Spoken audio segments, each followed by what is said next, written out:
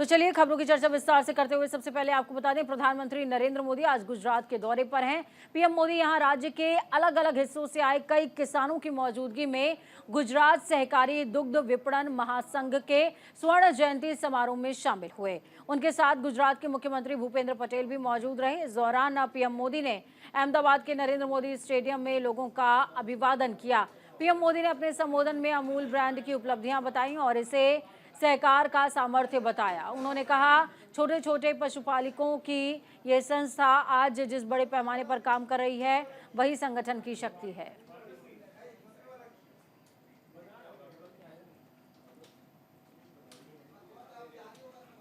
अमूल यानी समय के साथ आधुनिकता, इस बात का जिक्र प्रधानमंत्री ने किया अपने संबोधन के दौरान। अमूल यानी बड़े सपने, बड़े संकल्प और उससे भी कई ज्यादा। 36 लाख किसानों का नेटवर्क है अमूल।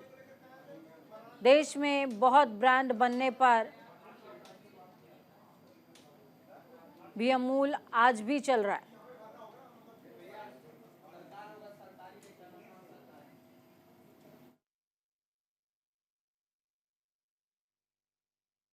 भारत की आजादी के बाद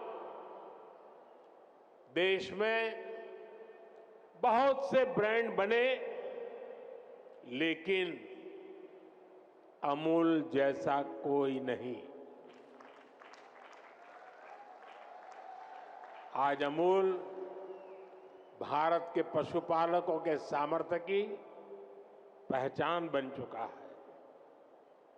अमूल यानी विश्वास, अमूल यानी विकास, अमूल यानी जन भागीदारी, अमूल यानी किसानों का सशक्तिकरण, अमूल यानी समय के साथ आधुनिकता का समावेश, अमूल यानी आत्मनिर्भर भारत की प्रेरणा, अमूल यानी बड़े सपने, बड़े संकल्प और उससे भी बड़ी सिद्धियां।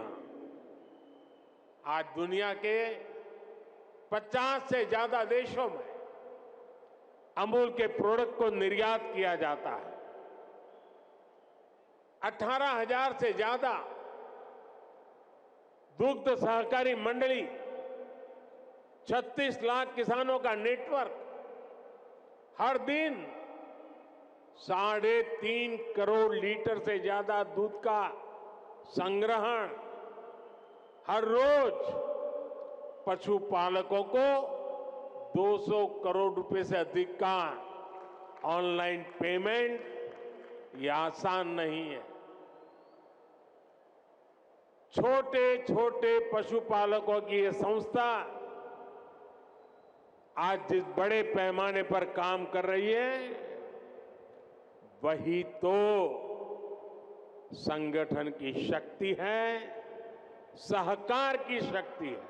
भारत के डेयरी सेक्टर की एक सबसे बड़ी विशेषता है जिसकी उतनी चर्चा नहीं होती। आज इस ऐतिहासिक अवसर पर मैं इस विषय पर भी विस्तार से चर्चा करना चाहता हूं। भारत में 10 लाख करोड़ रुपए के टर्नओवर वाले डेयरी सेक्टर की मुख्य कर्ता धर्ता देश की नारी शक्ति है, हमारी माताएं हैं, हमारी बहनें हैं, हमारी बेटियां हैं।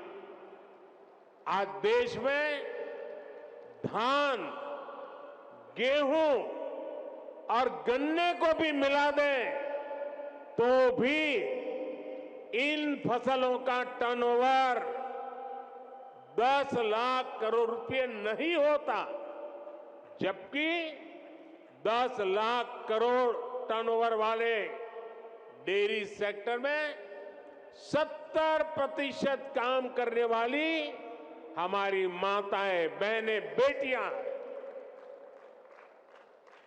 भारत के डेयरी सेक्टर की असली रीढ़, असली बैकबोन यही महिला शक्ति है।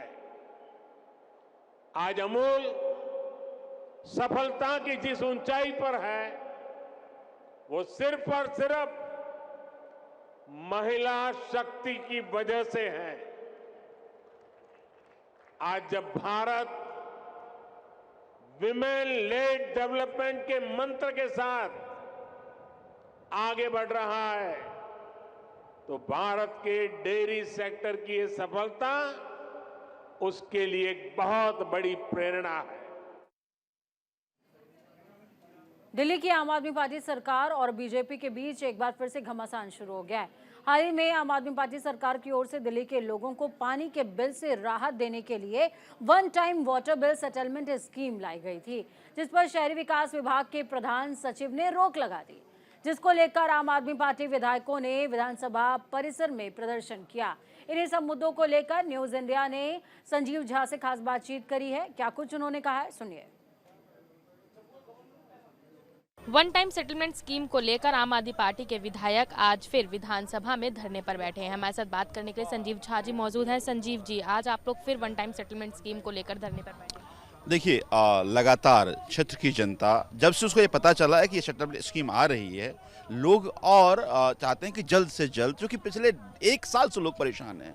ये स्कीम तो अगस्त में आ गया था, तो चूंकि सदन चल रहा है, जनता कहती है हमारी इस आवाज़ को उठाइए सर, ये स्कीम पास होना चाहिए। और इसलिए आज से 2 दिन पहले भी हमने एलजी साहब से निवेदन किया था कि या तो फाइनेंस सेक्रेटरी इसको अप्रूव करे या उसको सस्पेंड किया जाए, लेकिन एलजी साहब चुपचाप बैठे हुए हैं। इसका मतलब है कि भारतीय जनता पार्टी पीठ पीछे राजनीति कर रही है। भारतीय जनता पार्टी पीठ पीछे से दिल्ली जनता को परेशान करना चाह रही है, दिल्ली जनता के काम को रोकना चाह रही है। तो मैं दिल्ली के चुने प्रतिनिधि के नाते हम सभी जो मेंबर्स हैं, हम ये उनके इस मंसूबे को कामयाब नहीं होने देंगे। आज 4 बजे एक बड़ी बैठक भी बुलाई गई है इसी मुद्दे पर। हाँ बिल्कुल, सर्वदलीय बैठक है और भारतीय जनता पार्टी अपनी बात रखे कि आखिर वो क्यों दिल्ली जनता को परेशान कर रही है। मुझे लगता है कि सकारात्मक रवैया रखेगी और ये जो स्कीम है, इस स्कीम को पास कराने में मदद करेगी। सर, वहीं दिल्ली के मुख्यमंत्री अरविंद केजरीवाल को 7वां सम्मन भी जारी है। वो कानूनी पहलू है, हमारे लॉयर्स की टीम देखेगी। हालांकि चूंकि मैटर सब जुडिशियल, मुझे लगता है कि ये राजनीतिक शमन है, इस तरह की रवैयों से ईडी को बाज आना चाहिए। शुक्रिया हमसे बात करने के लिए संजीव जी, जिनका यही कहना है कि कहीं ना कहीं जिस तरीके से उपराज्यपाल एक्शन नहीं ले रहे हैं तो वो साफ दिखता है कि ये भाजपा का षड्यंत्र है। वीडियो जर्नलिस्ट मनीष के साथ भावना, न्यूज इंडिया, दिल्ली। तो वहीं दूसरी तरफ दारुल उलूम देवबंद का देश विरोधी फतवा गजवाए हिंद के समर्थन में जारी किया गया है। फतवे में गजवाए हिंद में मारे गए लोगों को शहीद बताया गया है। एनसीपीसीआर ने फतवे के खिलाफ शिकायत की है। सहारनपुर डीएम एसएसपी को जारी किया है नोटिस।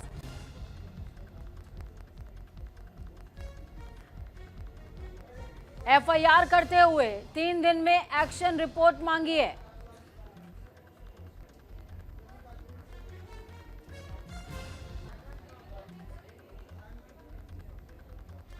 आपको बता दें, गजवाए हिंद मामले में दारुल उलूम देवबंद का देश विरोधी फतवा सामने आया है।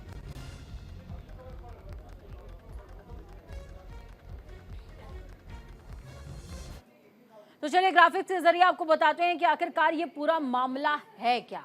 एक इंटरनेट यूजर ने दारुल उलूम देवबंद से गजवाए हिंद पर जानकारी मांगी। इसमें पूछा गया क्या हदीस में इसका कोई जिक्र है।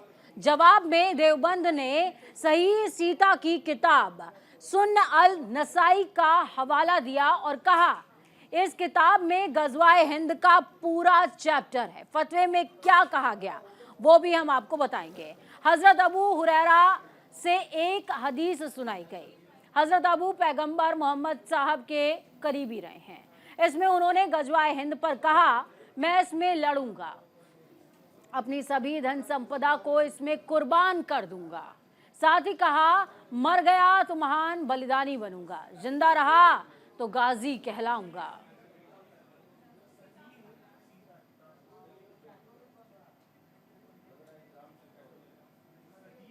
फतवे में क्या क्या कहा गया है ये लगातार आपको बता रहे हैं। हजरत अबू पैगंबर मोहम्मद साहब के करीबी रहे हैं, उन्होंने इस फतवे का जिक्र किया है। इसमें उन्होंने गजवाए हिंद पर कहा मैं लड़ूंगा, ये वो कहते नजर आए हैं। और इसके साथ ही उन्होंने कहा कि अपनी सभी धन संपदा को इसमें कुर्बान कर दूंगा और अगर मर गया तो बलिदानी बनूंगा और अगर नहीं मरा तो गाजी कहलाऊंगा, जिंदा रहा तो गाजी कहलाऊंगा। ये वो तमाम बातें हैं जो कही गई हैं।